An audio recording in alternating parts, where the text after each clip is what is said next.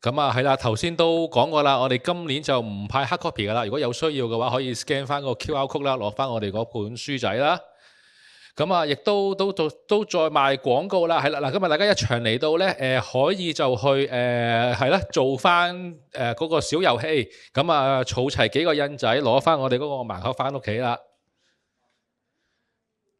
咁咧係啦，首先啦，我嚟緊會介紹翻我哋科例基本情況啦，之後就係我哋嘅入學條件，同埋就係個申請系統入邊點樣操作。咁啊，最後咧，我希望可以有翻大概20分鐘嘅 Q&A 時間俾大家問問題啦。即係大家今日入到嚟，可能都會有帶住一啲疑問嘅。咁希望睇下嚟緊呢個講座裡面，可唔可以即係盡量解答到大家嘅要求啦。咁啊，係啦，第一樣就想講一講，我哋學校咧，其實喺2021年嘅時候咧，就首創咗一個叫做 Extended Major， 我哋叫做 Major 加 X 啦。咁就係咧，係一個延伸嘅主修，就係俾絕大部分嘅主修嘅同學都可以去揀嘅。咁啊，去到現時為止咧，我哋有3個嘅延伸主修，一個就係 AI， 一個係 Digital Media and Creative Arts， 一個就係 Sustainability。咁呢幾個咧都係即係俾同學喺佢哋嗰個主修之上，咁啊再去加多即係去認識多一樣嘢啦，去等佢哋提高個競爭力嘅。咁咧，由2021年開始咧，即係AI 呢個主修咧，即係已經有超過1350個同學係已經係就讀咗㗎啦。咁其實即係如果講開 AI 啦，我哋學校咧，其實喺香港裏邊嗰個 ranking 其實就係最高啦，Data Science 同埋 AI。咁而全球嚟講咧，嗰個排名根據 QS Subject Ranking 咧就排第17嘅。咁而呢個Extended Major 呢個延伸主修咧，我哋有超過60%嘅課程咧，都係可以選擇配搭落去嘅。即係你先揀咗一個主修，之後再加呢個 AI 落去，我哋即係譬如有列咗啦，係Math 數學啊，Physics 物理佢係理學院嘅課程啦 ，Civil Engineering、Electronic Engineering 工學院嘅課程啦，Management、Finance、Econ 呢啲商學院嘅課程，即係其實我哋各個學院嘅課程，即係好多都可以係再加一個 Extended Major AI 落去嘅，咁就即係可以即係大家增強個競爭力啦，即係可以有更加多、更加全面嘅各個範疇嘅認識啦。咁啊，係啦，咁啊，即係講開我哋科大其實嗰個創新個科研能力咧，其實係非常之強嘅。咁啊喺我哋畢業生啦，佢哋創辦嘅一啲 startup 公司裏面咧，咁其實超過1900間啦，咁啊有10間而家係叫做 unicorns 啦，即係講緊個市值係超過10億嘅美金啦。咁另外啦，即係有17間我哋叫做 exist 咗啊，即係佢已經係透過各種嘅渠道，可能係透過IPO 上市啊，或者係透過一啲併購，咁就係已經係賣咗盤套咗現㗎啦。咁呢度即係都會見到有好多我哋一啲畢業生創辦嘅初創企業嘅例子啦。係啦，咁或者啦，即係又唔講咁遠啦，即係唔好講到話咩創業上市賣盤啦。如果淨係講我哋畢業生嗰個就業情況咧，其實都係相當之理想嘅。咁啊，即係首先講佢哋喺在學期間啦，咁其實我哋有超過70%嘅同學咧，喺佢哋喺大學嘅期間係有超過2次嘅實習經驗嘅。咁呢啲實習有各種唔同嘅形式啦，可能係暑期嘅實習。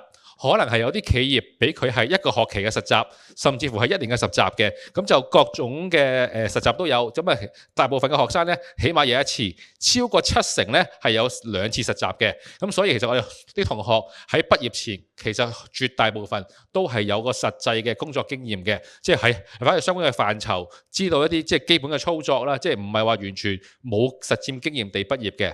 咁啊，講到佢哋畢業之後投身啲咩行業啦，咁啊超過一半啦，咁就係商業嘅機構啦。咁跟住啦，有大概1/3啦，大概20% 1/4度咧，就係工程嘅。跟住8.5% 做教育，咁另外就有一啲政府啊，或者係一啲community 嘅一啲社區機構咁樣啦。咁啊係啦，呢就係過去5年我哋畢業生有投身嘅一啲公司啦。咁啊大機構講緊一啲technology 嘅機構啊，或者一啲商業啊，甚至係各行各業啦，金融啊、政府啊，各種組織都有嘅。咁我哋通常畢業生即係都唔愁出路嘅。咁跟住係啦，呢啲都係每間 U 都會講啊，都係佢排名啦。咁你啱啱最新出爐 QS World University Ranking 2026咧，我哋就已經係進到去全球第44位㗎啦。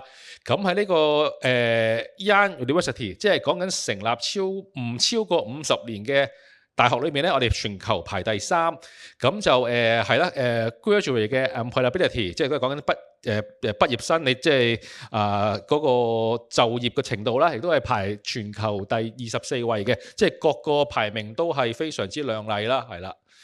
咁如果我哋嗰個學生嗰個 population 啦，我哋都係一個非常之國際化嘅一個學校嚟嘅。我哋個本科生啦，有來自超過70個唔同嘅國家地區，咁即係亞洲、美洲、歐洲、非洲各個地方都有嘅。咁大家係成日上堂嘅時候，即係總有機會會同唔同地方嘅同學係交流嘅。咁跟住啦，嗱，我哋學校咧主要係分開5個大嘅學院啦，咁就School of Science 理學院、School of Engineering 工學院、School of Business and Management 商學院、School of Humanities and Social Science 人文社會科學院、Academy of Interdisciplinary Studies 嗰個就係跨學科學院啦。咁咧呢度5個學院總共就提供超過45個 majors， 我哋有個加啦，因為可以加嘅 extended major 啦，22個 minors 即係22個副修課程。咁嗰3個 extended major 就係AI、Digital Media and Creative Arts 同埋係今年新增嘅 Sustainabilities。咁呢個就係同學可以選擇嘅唔同嘅組合啦。咁嗰個實際嗰個運作係點啦？嗱，咁你喺揀 major 嘅時候咧，你喺報 major 嘅時候啦，主要佢會有3種類型嘅。第一種叫做 school base， 咁分別就係理學院、工學院同埋商學院都有嘅。school base 係咩意思呢？即係你揀入去嘅時候，你只係揀咗學院先，未揀 major 嘅。第一年唔使揀 major， 先入咗學院先。咁你入咗學院之後，你就先係喺學院嘅一啲基本科目或者一啲大學嘅一啲 common core 全部都要讀啦。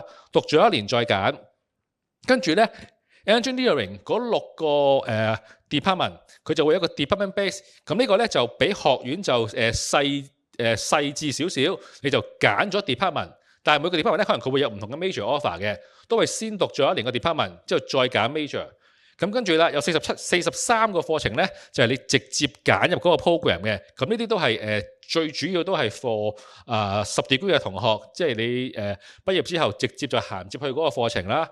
咁嗰個流程咧，一般就係你先去揀咗個 major 先，跟住咧就再視乎你自己嘅興趣同能力啦，睇下會唔會 opt 邊一個 extended major， 之後就再揀 minor 咁樣啦。咁啦喺讀起上嚟啦，咁其實我哋個課程咧畢業嘅時候，你需要讀120個 credit。咁當中咧，如果係屬於你自己嗰個 major 咧，約莫就有60個 unit， 跟住咧一啲University Common Core 即係大學裏面大家共同要讀嘅，可能講緊中文啊、英文啊、IT 嗰啲咧，約莫佔30個 credit。最尾30個 credit 咧就係 free elective， 咁大家就可以用個 free elective 就去做一啲唔同嘅選擇啦。有啲同學可能會喺同一個 school 裏面 opt 到一個 major， 可能佢會去 opt 一個 minor， 咁即係各種各樣就視乎你自己嘅配搭嘅。係啦，咁對於係10 degree 嘅同學咧，其實亦都比較關心嘅就係個 credit transfer 可以轉到幾多啦。咁我哋頭先講到啦，我哋個 curriculum 4年加埋咧，你係需要讀120個 credit 嘅。咁而10 degree 嘅同學咧，最多可以轉幾多咧？即係無論係咪10 degree 啦，最多咧可以轉到60個 credit， 即係一半嘅啫。因為你畢業咧，始終係攞我哋科大嘅 degree 啊，所以你最多只能夠轉一半嘅。咁咧，如果你係讀10 degree 的話，咁你 at least 咧會轉到21個 credit 喺個 common core 入邊，有21個必定係會轉到噶啦。咁跟住後邊啦，就要睇翻你讀緊嗰個10 degree program 同你會入讀嗰個 degree program 啲科目對唔對到？咁到時就會逐科對啦。咁睇下即係可以對落去 school 裏邊啊，對落你嘅 major 啊，定還是係對做一啲 free elective。咁樣數埋之後咧，就會係你總共 transfer 到幾多嘅。咁除咗啦，喺你10 degree program 嘅時候讀嘅科目可以轉成 credit 以外咧，咁仲有其他啲途徑可以轉嘅。咁就譬如係入嚟之後，你出去 exchange，咁都可以對翻嚟啦。又或者你喺高中嘅時候，或者你喺其他時候讀過一啲我哋大學一啲有 credit 嘅課程可以轉入嚟，又或者係部分嘅公開試譬如係 GCE 嘅 A level， 有啲咧都可以轉成學分嘅。咁你入學前就將呢啲學分一次過就轉晒翻嚟，或者入學之後做 exchange 嗰啲轉啦。轉完之後，我就會再幫你排翻你入學之後嗰個課程嗰幾年要點樣讀咯。係啦，跟住就係啦。根據你哋而家係讀緊10 degree 嘅 Year One 或者係即係已經讀完 final year 啦，你可以揀選嘅課程就會有啲唔同嘅。咁我哋系統裏邊就會自動根據你自己 declare 嘅學歷，就去幫你篩選你可以揀啲乜㗎啦。咁如果啦，你而家係讀緊第一年嘅話，咁當你完成第一年嘅課程之後，再加上符合個英文 requirement， 英文 requirement 後邊會講啊，咁咧，你就可以選擇報翻我哋 first year 嘅課程。咁如果啦，你而家係讀緊個 final year， 或者係你已經讀完嘅話咧，咁啊係啦，你就根據你完成咗個課程啦，再加埋 fulfill 咗個英文嘅 requirement， 你就可以選擇係入讀 first year 或者 senior year， 即係你可以揀翻嘅。因為有時候可能讀完之後，你覺得嗰個 discipline 唔係好啱，你想轉過個 feel 嘅話，咁你都可以 opt 翻由 year one 起就轉過另一個 program 啦。咁如果你覺得係我想正常銜接上去嘅，咁就揀 senior year 係啦。如果係 final year 或者係畢業同學，其實佢可以即係 first year 又得 senior year 都可以揀嘅。咁頭先提到過啦，嗰個英文 requirement 啊，咁其實咧我哋好多嘅 public exam 咧，我哋都會係認佢為 fulfill 我哋嘅英文 requirement 嘅。咁就最簡單，可能如果你本身係之前係考 DSE 嘅，到咗 level 3嘅話咧，咁啊當你 fulfill 英文 requirement 㗎啦。咁如果唔係嘅話咧，咁又可能就要加翻啦，即係可能考翻 IELTS 啊、TOEFL 啦。咁如果話我高中嘅時候唔係讀 DSE，我係讀 IB 啊、GCE 啊或者係其他嘅學制嘅話咧，我哋都會有相應我哋會認受嘅英文嘅。咁我呢度我冇列晒啦，因為除咗呢之外，仲有一啲其他個別國家嘅 curriculum 嘅。咁如果你以前讀嘅 curriculum 呢度唔喺表列裏邊嘅話咧，咁你可以就去scan 翻我哋個網站，嗰度會列翻晒我哋所有認可嘅英文考試成績㗎啦。咁跟住啦，報名嘅步驟嗱，咁我哋咧而家已經可以開始接受報名㗎啦。嗱，咁報名步驟咧，即係都係係啦，我簡單介紹下啦。咁開完個 account，填好申請表之後咧，你記得咧，你係可以揀2個 choice 嘅。咁我哋叫做2+2，後邊我會詳細講。咁咧揀完 choice 之後，記得要 upload supporting documents。有邊啲咧？身份證啦，呢啲基本嘢啦。跟住就係你10 degree 嘅成績 transcript。咁譬如你而家 upload 嘅，可能講你係 first year 嘅成績啦。咁如果你而家係啱啱入10 degree 嘅話，咁就未有成績啦，可能得 DSE 啦。咁咧當你第一個學期，即係而家呢個學期完咗之後，約莫可能最快係12月底啦。如果唔係，可能講1月底、2月初嘅時候，當有你第3個學期嘅成績，即刻 upload 上去。咁我哋好多 program 係會睇埋第3個學期嘅成績嘅。咁跟住就記得啦，你要login 嚟翻個 Web3。咁最好就係你而家10 degree program 嘅一啲教授啊、老師啦。如果你話一時間揾唔到嘅話，揾翻中學嘅 counselor 都 OK 嘅。咁其實最緊要有個人即係可以認證翻你以前即係讀書嘅情況成啦。咁跟住咧最緊要啦，第6個步驟啦，記得填好晒之後咧要 submit application 係啦，俾錢 submit。咁咧嗱，你 submit 咗之後咧，你可以照樣繼續去upload 成績啊，或者去揾 Web3 嘅。嗰個我哋個 system 嗰 part 唔會 close 嘅。咁之後啦，有啲咩成績 update？咁譬如可能係第3個學期嘅 transcript，或者係出面考嗰啲英文試啊，又或者係有啲咩 public exam，你係 retake 之後你有新成績嘅話咧，都可以喺系統裏邊 update 翻嘅。咁跟住啦，係啦嗱，具體啦喺個 system 裏面，咁我哋咧叫做我哋嘅 choice 係2+2，咁係咩意思咧？我哋會有2個 program choice 嘅。咁我哋喺考慮嘅時候咧，會先考慮你呢2個 program choice。咁咧每一個 choice 咧有大部分啦，你可以揀一個 alternative choice 嘅。咁譬如啦，嗱好似screen 上面個例子啦，佢2個 choice，第一個 choice 係 BBA Finance。第2個 choice 係 physics，咁咧佢 finance 嗰個 choice， 佢有個 alternative 係 B&M， 即係咧佢個 alternative 佢就揀翻BBA 裏面唔分 major 嗰個 program alternative。咁即係意思係咩啊？如果 finance 唔收佢嘅話， B&M 個 program 就會 consider 佢啦。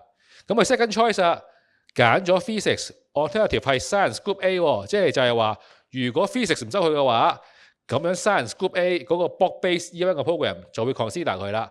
咁我哋就係一般嚟講咧，我哋就會係有兩個 choice， 各自可以揀個 alternative。alternative 就係個意思就係話，如果我揀個 choice 唔收，就會跌落去個 alternative 度，就會去繼續去考慮你嘅申請。咁啊係啦，咁啊要交啲咩 document 啦？頭先都講過㗎啦 ，mandatory 咧一定要交嘅就係你嘅身份證啦，跟住 personal statement， 即係點都要講下你點解想讀個 program 啦。跟住咧就一啲公開考試嘅成績，即係你之前高中嘅時候，咁睇下你係考咩啦，考 DSE 啊、IB 啊、GC 定係乜嘢，咁啊照跟翻交翻上去。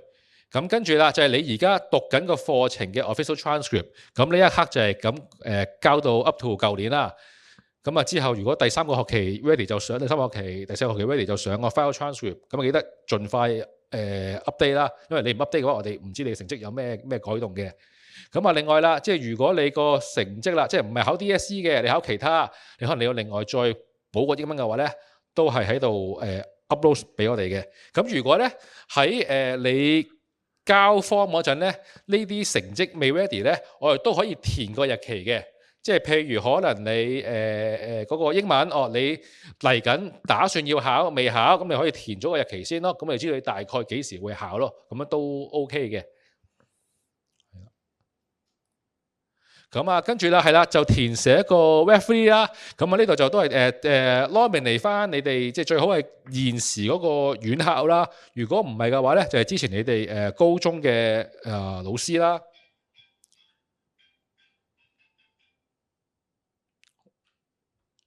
係啦，嗱，咁啊，到你哋填晒申請表啦，交晒啲文件啦，咁啊一路就update 成績啦。咁我哋咧課程有啲要面試，有啲就唔使面試嘅。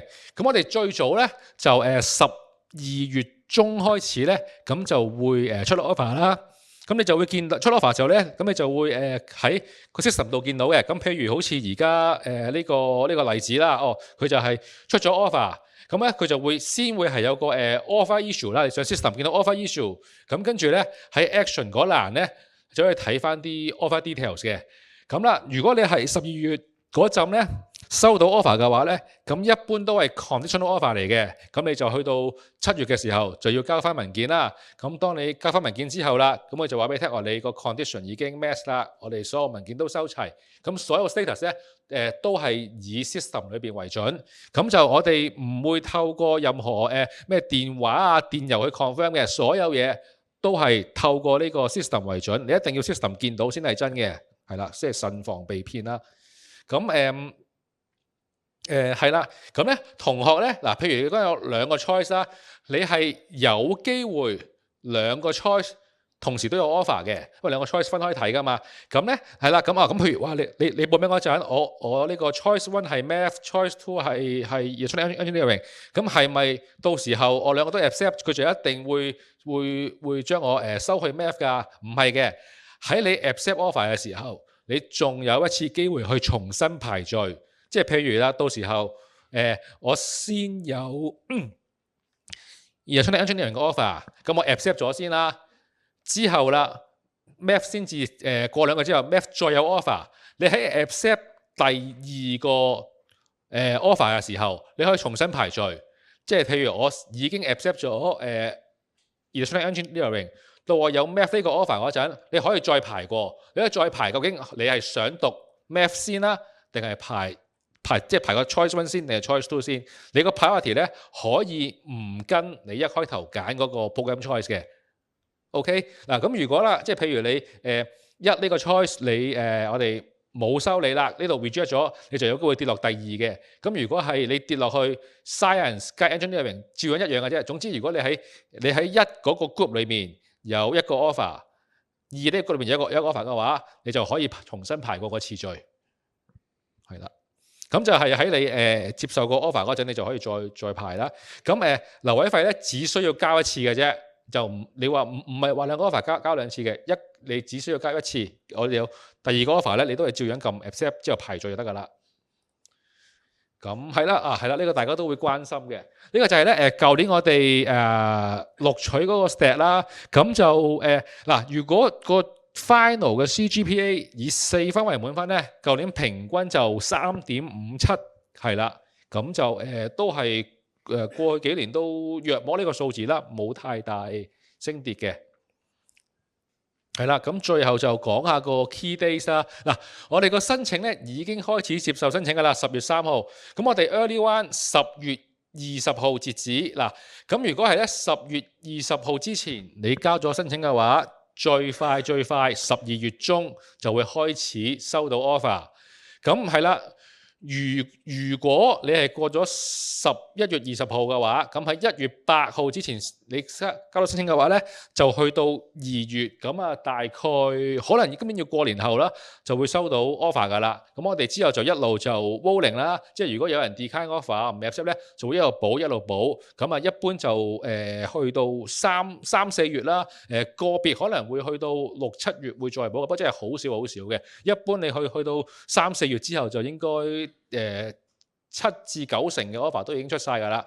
咁跟住啦，如果你前期收到 conditional offer 啦，咁就7月中就要交翻個 file transcript 同埋英文成績啦。如果有嗰個condition 嘅話，咁跟住啦fulfill 晒 condition 之後，就會開始就 invite 你做後邊嘅註冊啊嗰啲流程㗎啦。咁就學費係啦，政府資助學費咁就嚟緊26年就47,000啦，27年就49,500就未公布。咁因為我哋政府資助學費，政府佢會話要加幾多就等佢公布，我哋都未能夠作準。咁如果係非本地學生嘅話咧，就215000。咁呢個就你入嚟之後，直到你畢業都係收呢個價㗎啦。咁我哋係啦，我哋都會有各種唔同類型嘅即係獎學金啊，或者一啲特殊嘅admission scheme 嘅。咁譬如啦，我哋有個專係 for 運動員嘅，咁呢個就要另外申請。咁就1月8號截止。咁過往我哋都有收運動員入去senior year 嘅。咁啊，另外啦，即係除咗運動員以外啦，即係如果你有其他啲特殊嘅才華嘅，即係可能講緊係藝術啊，或者係領導啊、創新啊各種咧，我哋都會考慮嘅。咁都係喺1月8號之前，咁就網上提交申請。咁 scholarship office 咧就會係去 review 你哋啦。咁有機會會同你哋做個 interview 嘅。咁呢個 scholarship 咧就會係one off 5萬蚊。咁另外就係啦，即係今日 info day 大家嚟到啦，咁希望你哋即係把握機會就去翻你哋有興趣嘅一啲學院，再同翻啲教授啊或者係啲同學去傾下啦。咁如果之後想即係想揾啲人去傾嘅話咧，我哋都可以上我哋嘅網站嘅。咁另外就我哋嘅各個 social media 啦。咁係啦。今日嗱，而家就差唔多2點啦，直到我哋 event 6點結束之前，仲有4個鐘時間，即係希望大家即係把握呢個機會，去翻你哋心儀嘅學院，即係問翻你哋想知道嘅問題啦。希望今日可以即係解答到你嘅問題，唔好帶住啲問題離開啦。